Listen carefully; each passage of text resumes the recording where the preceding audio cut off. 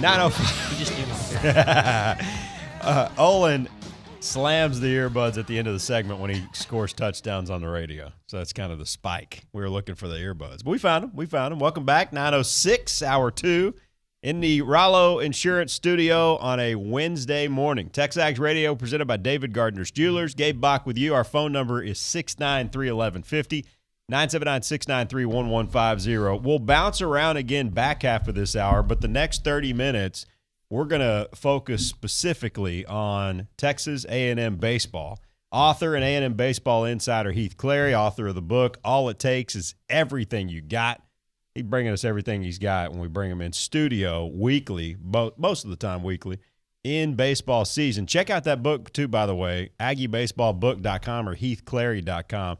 It's our Olsen Field Report with our man Heath Clary. How are you, Heath? Doing great, Gabe. Man, it feels good to have baseball back. My favorite. Especially the hot start. You know, you start – and I understand this is Miami of Ohio and SFA. Mm-hmm. And I get that. I also understand it's only been 4 games. So It's a very small sample size. But I also haven't seen consistent barrel action and line drives being hit to this clip since 2016. So it's a very, very encouraging start so far. All things said and done, 13-4 last night in weather. And the fact that it's a 45-9 run differential so far. So we're seeing it in all phases right now early. No, I agree. Definitely the offense looks very good. And the pitching has lived up to, I think, our expectations. And our expectations were very high. So I've loved what I've seen from the pitchers as well. Absolutely. All right, so I know it's early, but what is the number one storyline right now to you when you look at it and analyze what's going on? What's your biggest storyline? I think the pitching was expected, so I wouldn't say that, but I'd say the extra base power that we've seen from the offense, that was a threat that was not there last year. Will Frizzell, I think, was expected to do it, but he obviously battled injuries. Same with Hunter Coleman. He was going to be that guy. So those two guys are the ones in the middle of that lineup who you need extra base hits out of, or at least the threat. And that wasn't there last year, but it looks like to this point it's there this year. And then Sartori, DeLoach, I think Blom can provide that. If all those guys have a threat to hit an extra base hit, your offense is much more dynamic. By comparison, A&M hit 7 home runs. They're not trying to just play for the 3-run bomb. They're moving. They're 8 of 8 on steals. They've got 11 doubles. I mean, this team is doing it, playing team base. They stepped into 10 hit batsmen so far this year. Yep. But 7 home runs it's advantageous. We'll see if the pace continues. It'd be hard to continue that type of pace. We'll see if they keep it up. But let's compare for a minute. They played similar ilk competition last year through this amount of time, and it took A&M 15 games to get to the 7 home run mark last year. They did it in 3 this year. Doesn't surprise me. I'm really, really encouraged by what Kaye and an elevated position from Sealy and communication consulting going on with Cliff Pennington. That's a good three-headed monster right now. I agree. A lot of baseball IQ there.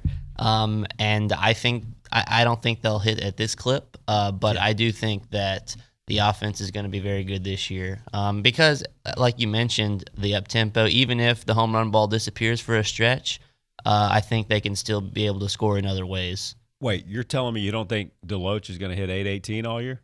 Well, I won't put it past him. But what are we seeing with this guy? How about his hot start? Nobody's talking about it. Yeah, they should be. Nobody around the country's talking about it. He's probably leading the country in batting average right now. How can you do better than 9 of 11 with 5 walks and no strikeouts, and you've scored 10 runs? That's as hot a start as I can remember. Yeah. Well, he had a hot start his freshman year. So don't go calling him the Chies anytime soon. He hasn't hit for the cycle yet this year. That's true. I'll have to ask him about that. He did that in his first weekend, didn't he? Yeah. Last year, he's a triple away from it on opening night.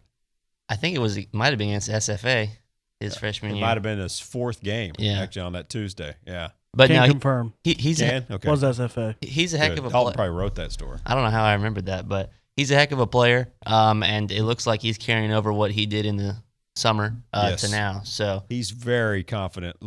As low anxiety as I've seen from this guy in the box. Yeah, he looks very comfortable. Yeah. I would agree with that, Gabe. Well, and I love what Logan Sartori's bringing. Did you see this coming? Well, he had a great fall. In our predictions, I had him as the leading hitter. That's right. So I do think he's very good. He finds the barrel very similarly to the way Michael Hellman did. Mm-hmm. A little more juice, I think. Yeah. But finding the barrel, Hellman did that a lot. Mm-hmm. And I think they're similar players. And I expect big things from Sartori. I'm going to give Mark Johnson a little bit of credit here. Why? What did he do? Because I like him a lot. Okay. But I was listening to the game and watching it last night. Okay.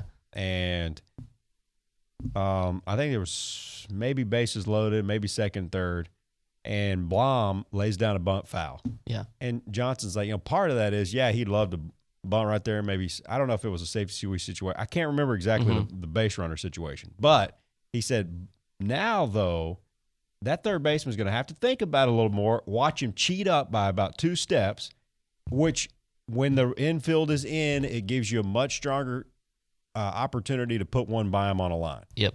He goes, the way these guys are driving the baseball, that might have been a show-me situation. The next pitch, he puts one right down the line where if the third baseman were back, he goes, he might just put it right by him here. Yeah. It's Tony Romo-like stuff. And the next pitch, he puts it down the line for a double. That was a thing of beauty. And like 2 pitches later, Rhodey Barker did the exact same thing. Hit a double right down the line. These guys are driving the baseball right now. It's fun to watch. No, I definitely agree, and I'm glad Mark Johnson was able to see into the future there. That was fun. That was fun. I like what we're seeing from Trevor Werner. My running joke is he's not bad for a pitcher. We hadn't seen him yet pitch. I think Rob's being real careful because he's just a freshman. I think he's going to be an impact player there eventually. Yeah. But as he's sliding into the 2-phase role, we've seen now he made a bad toss last night. He's going to make some mistakes, but that's fine. Overall, I've been very pleased with Trevor Werner at shortstop. Yeah, and I think being able to hit in the 9-hole to start off low pressure. Yeah. So he might have bad stretches like any freshman will, but that's fine. Just play shortstop, and he's obviously been hitting very well. How long can he stay in a 9-hole, and how long can Zach DeLoach stay in the 6-hole? Because the length in this lineup right now, if you can afford to keep those guys in those positions, and Mikey Honer, who was hitting 4 last year, hitting 8 now, if you can keep this lineup intact the way it is, it's properly constructed. We'll see if the guys can hold up. Well, somebody was just asking me that yesterday. Why is DeLoach hitting so low? And I'm thinking, well, who are you going to replace him with? Because everybody's hitting so good. But I could definitely see DeLoach hitting maybe in the 2-hole. Or 3. 2 or 3. Yeah. And I think Werner will stay down toward the 9-hole unless somebody starts really struggling. Yeah. I think they like him back there. Yeah. Especially since he is a freshman. He finds a lot of barrels, though. He does. He really, really does. Yeah. So far, I've been mosely on the ground, I feel like. But with experience, I think he can translate that into more line drives and fly balls. And with a big a frame as he has, he has a lot of juice in his bat. I think Alejo has been much better than you start looking at some of the baseline numbers. I got 300, not a bad start. He scored 5 runs. He's stolen 3 bags in 3 attempts. His on-base percentage is .533, and he's hitting in the 7-hole. You basically have a proven college leadoff hitter hitting in the 7-hole. Wouldn't shock me eventually to see him move up significantly when all things are said and done. Maybe by the start of conference play, he looks like a guy that's going to get on base and wreak havoc. I've been impressed with the start for Ray Alejo offensively. Yeah, me too. I watched all 3 of this weekend games, and just watching it, at the end I looked at the final numbers, and I thought he hit better than that. Because I felt like that must mean he hit a few balls hard that didn't result in hits. And I think he got a couple hit by pitches, walks, and that's what you want out of a speed guy. He's going to steal a lot of bases, and as many times as you can get him on first, exciting things are going to happen for the offense. Yeah, I agree. All right, how about the pitching? I mean, as strong as usual. You came in here a week or 2 ago and said you think it would be better and laid out a good reason why. Olin and I got in an argument last week where he simply said, how can you be better without Dox and your closer? And those are questions fair to ask. Yeah. But it's all about program development, the improvement, the fine-tuning for Asa, the improvement of Roa, added depth. I mean, last year down the stretch, A&M had a freshman and Chris Webber starting on Sundays, and this year he's basically your 6th guy. Yeah. So there's better lefty-righty balance. So far, really, really strong from the pitching. I would agree. I'm surprised Olin's getting into a baseball argument with you. But give him credit. He was the Arkansas beat writer last year, so you got to give him credit for that. Chandler Joe's walk? Yeah. Excellent. We'll see if that keeps up. I want to see that hold up. You don't believe or what? He's stronger, but we've seen it before. Yeah. I mean, he was an opening weekend starter as a true freshman. He's stronger now. It took Chafin a little while. These guys are built in this similar ilk. Mm-hmm. We've seen it from Matt Kent. We've seen it from Caleb Chafin. Waiting for the light bulb to finally come on for Chandler Jones-Walk and be the guy they've expected him to be for a long time. But it looked good against Miami. Yeah. And Miami's ranked number 1 in the country. Oh, that wasn't the right Miami that came in over the weekend. I'm sorry. Hey, they did win 37 games last year. They did. Gabe. And they had 8 starters back offensively.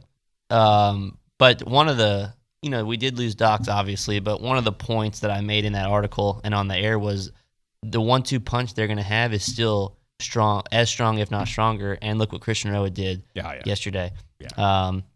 On the inside, they have co-aces. Nobody on the outside looking in is going to call it that, but they feel that on the inside. I think they believe it. And I said it's going to take less than a month before they start knowing about Roa. And with 12 strikeouts, he did give up, and the runs he gave up, solo home runs, where he just made mistakes, left it right down the middle. I think, he'll correct that. And also, I'm very excited to see Jonathan Childress tonight. I am too. He's a guy who I think has a very high ceiling. And it's just going to depend on where he is physically as they expand his role. I mean, we still haven't seen Werner, who they want to be among the back-end guys. Right. We still hadn't seen Cam Wynn, who they've dialed down, I think, to try to get more crispness and tilt from his stuff. Right. They want him in the low to mid-90s, but he can run it up 100. If he just reared back and JUCO balled it, he can hit 100. He did last year. And then Dawson Barr, he had some successful – his strikeout to walk numbers and strikeout per inning pitch numbers as a true freshman at TCU were fantastic. And he started some games early for them. We hadn't seen him yet either. No, I mean, well, when you have – and they tried to – I think Asa Lacy and Christian Roa, if they needed to, would have gone more than 6 innings, but you trying to get innings for those relievers, and you haven't had enough chances yet for those guys. But maybe tonight, Jonathan Childress, I don't know how many innings they're going to let him pitch. 2 to 3, yeah. 2 to 3, and then you have chances for those guys. Chris Webber's only pitched 1 inning, I think. I would imagine they're going to chase Childress with Webber. Okay. Yeah. That would make sense. Piggyback them, and then get mid to late innings, and then let some of the other young guys maybe get 1 inning apiece is how I see them attacking that tonight. Well, I absolutely love Will Johnston. Yeah, you do. I do too. I'm a huge fan of this freshman. And I think Childress does, just the way that I've seen him use him in the spring, and then once the season has started, I think Childress has high expectations for him, and he looks very good. Very clean delivery, very fluid motion that you love to see. Childress can get to the next level with that guy in a hurry when he's so fluid. Right. That's what he doesn't have to go tinker with guys or consider Yeah. arm slot changes, or he's so consistent with his delivery. Docs was kind of like that. Docs just above the neck would get himself in jams. He would like self-jam himself. Mm-hmm. But this guy's but Docs as a mind for pitching was next level. So it didn't take Childress long to get to the secondary stuff, start working on things. Johnston's going to be special at A&M. I'm telling you right now, Aggies, this Will Johnston kid is a name to watch. And the players believe it too. Now, don't crown him already. They're calling him Asa 2.0 in the locker room. Yeah. A Chai's factor here. Don't crown him yet. Let him go prove it. Right? Well, he hasn't given up a run yet. I don't think. No, he hadn't given up a run. But yeah, that's what I was just saying before the segment started. You know, Coach Childress doesn't have to really do anything, I wouldn't think, with his delivery and his arm motion. It's so repeatable already. Yes. So he can focus on other things, and I think he does have a very bright future at Texas A&M. We'll take a time out. We'll come back more with Heath Clary, author of the book, All It Takes Is Everything You Got. It's baseball season, so pick you up some reading material. This guy spent an entire year every day inside the clubhouse, locker room. You've seen him a million times on SEC Network broadcast. And who's that sucker behind Childress? It's Heath hanging out. What the heck is he doing in there? Well, he's writing a book. Well, that's finished. And it's on display right now, Aggie Baseball book and HeathClary.com, AggieBaseballBook.com, HeathClary.com, at the games, Aggieland Outfitters. Everywhere you turn, you can buy this book. So go do that. Help the man out. AggieBaseballBook.com. 9:20, we'll take a time out. We'll talk some more baseball next on TexAgs Radio, presented by David Gardner's Jewelers and Factory Builder Stores. For over 3 decades, now 32 years running. Been the largest contract distributor in Texas when it comes to all things appliances. They can service builders and the general public. Locations all over the state of Texas, including right here with a showroom open right now, Monday to Friday, 8 a.m. to 5 p.m., Old Welborn Road in Rock Prairie in South College Station, right on the west side of the railroad tracks there. Go see Jason Watson, A&M Consolidated High School, Good Hair, Tom Chesson, Brian High, David over there as well from Brian High, and they hired a guy from Franklin. The point is they've been doing it a long time, locally since 1992. They got 40 different brands of appliances. You'll never beat their prices. Customer service is out of sight, and they're local. So the guys you're going to come into, you're building a house right now, and then all of a sudden 5, 6, 8 years down the road, you want to upgrade and build again, it's going to be the same people. They've been there for a long time. They're going to be there for a long time. That's important. And also, by the way, you're home for all the outdoor living and the big green egg, and the weather's going to warm up soon, and it's about time to get your outdoor living going. They can help you with that too. You're dealing with local guys that do it the right way, and again, you're not going to beat their prices. Factory Builder Stores, College Station showroom open, Old Welborn Road in Rock Prairie, Monday to Friday, 8 to 5. Shop online and find a location near you within the state, factorybuilderstores.com. Hey, we welcome you back. Hey, I want to remind you to text the word radio to 900-900. Text radio to 900-900 to get in for the Big Friday giveaway, part of Aggieland Outfitters, including this old school exclusive product to Aggieland Outfitters.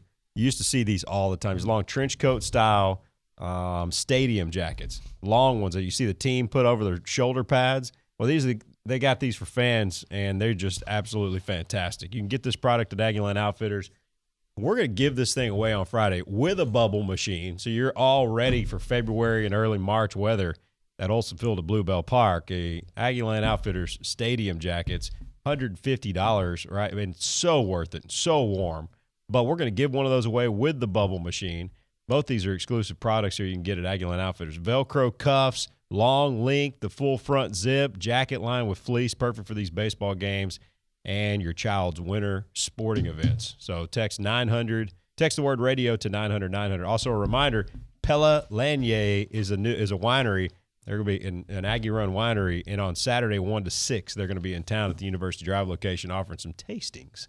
So you can go to University Drive location this weekend on that. Pick up a jacket along the way, but you might just win it. Text radio to 900-900, the Big Friday giveaway on Aggieland Outfitters at AggielandOutfitters.com. Gabe Bock and Heath Clary in studio talking Aggie baseball. And let's check the Commerce National Bank text line. Hey, don't have a lot of baseball texts in here. We are looking for those, but we will also go back to your topic when we get some of your reaction read and kind of shoehorn it in as much as possible. But do you think Justin Matabike is a number one pick? We'd love your take on that. Mel Kiper believes he is, going into the combine number 27 overall, and thinks he'll rise at the combine. So what do you think? Call your shot for late April. Will Matabike be a number one, a first-round pick? Let's go to Mariah hanging out in the social center. Alrighty. Matt in San Antonio says, yes, I think he'll be a late first-rounder. Excellent gap penetrator with outstanding leverage. Michael on Twitter says, yes, he will run a 4.8 at the combine, and all the draft gurus will put him in their mock first rounds. Great player, great athlete, great person. He'll check all the boxes. Agreed. Yeah, the other side of that is that if you're going to get 15 yards for a face mask, you might as well rip off the helmet. Yeah, that's true. Shizzo on the message board, not to be confused with Lizzo. Yes, he's a combo defensive end, defensive tackle. Yeah. He's a combo defensive end, defensive tackle candidate that fits in either a 3-4 or a 4-3 alignment. That's a premium player a team can build around. I would imagine a guy named Foshizo would say yes and not no on the question to the topic of whether Matabike is a number one. All right, so Heath, a couple of interesting, really cool, and that's what I love about baseball, and really all sports have this, and some of the great things about sport is that you pick out a lot of human interest elements and things like that. But you mentioned Jonathan Childress. Well, he hadn't started a game in 11 and a half months. Tommy John, which is almost automatic now, and it's amazing how rapid you can recover from it and be game ready. It used to be a 2-year process. Now it's a year process, and it just keeps getting better and better with technology. He'll start tonight. And you got Will Frizzell, who could barely walk last year. Almost everyone thought he was hanging him up.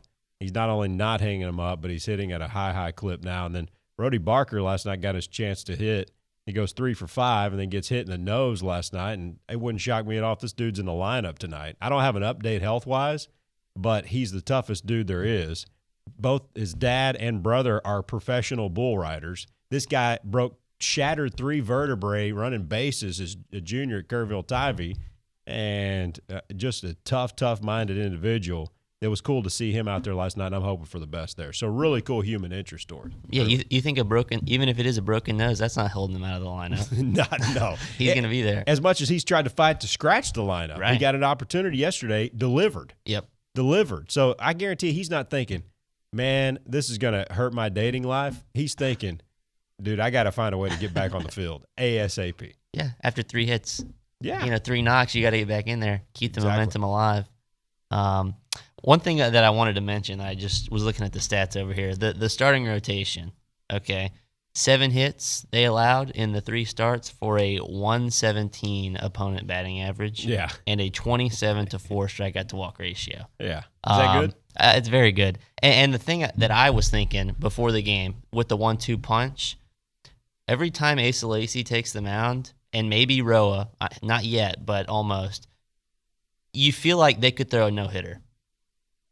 That's the kind of stuff Asa Lacy has. You look at his opponent batting average from last year and how few of hits he gave up. He has the stuff that's what he can do every time he takes the mound, and that's what you want in a number 1 starter, and that's why one of the key points that they're going to have a lot of success. Well, and he can make you feel really bad about yourself for 2 more days. Yeah. And that's what you really want in an ace. And the difference in an ace and a number 2 is, and ultimately if you're splitting hairs, you're going with a guy that can make the opponent immediately go into a 2-day slump. Yep. And they might bust out of it in the midweek against nobody, but you don't care about that. You want them to feel bad about themselves when they go to the hotel and then have to pick it back up, try to figure it out, and then you run a guy who doesn't give you an inch, you have to take it from him, like Roa, the perfect number 2 guy, especially the lefty-right combo there, and that you're going right-handed off of an overpowering guy for the left side that can put you in a slump for 2 days.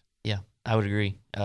I saw some 97s and 98s from Roa and that's the thing. Roa and Lacy, and you didn't see that last year all the time. That's the thing about Roa. He's got way better stuff than I think he's given credit for. Pitchability's out of sight with this guy, but he's way beyond that. I mean, he is a locator, but he's a locator that put 97 on the gun. I mean, he's working consistently in the mid-90s, and he was 94, 95 last year. Sometimes, yeah. When he was a 10, right? Physically, definitely. Yeah, I mean, it's hard to explain how he got so good, but I like to see it. Yeah, well, it's development. Yeah. Am I surprised? No. I saw Rob Childress. Look at the Rob Childress effect. That's the thing you're getting. Yeah.